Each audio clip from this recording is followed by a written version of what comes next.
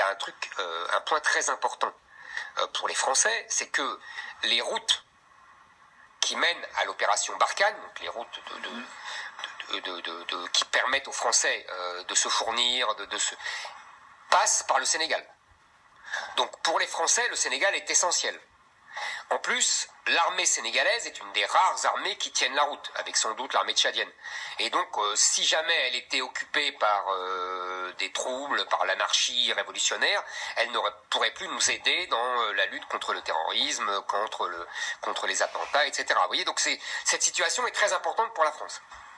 Alors comment le pays peut se sortir d'une telle crise, Éric Zemmour? La France doit-elle intervenir alors même que ses liens avec le pouvoir sont justement dénoncés par les manifestants? Exactement. Alors d'après les informations que j'avais cet après-midi, on me disait que Macron avait hésité, qu'il avait songé d'envoyer la marine française, une intervention militaire, puis qu'il s'était rétracté.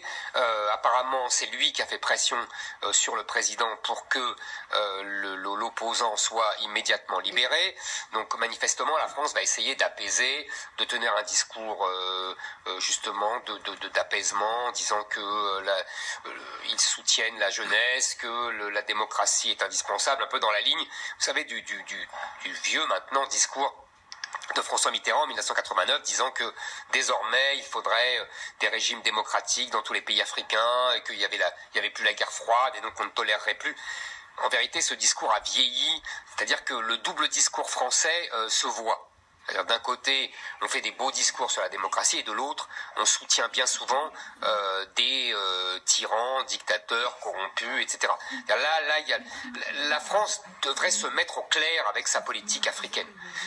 On est en train de se mettre à dos toute la jeunesse de ces pays parce qu'on est identifié aux vieux tyrans corrompus, vous voyez, qui refusent de passer la main, etc.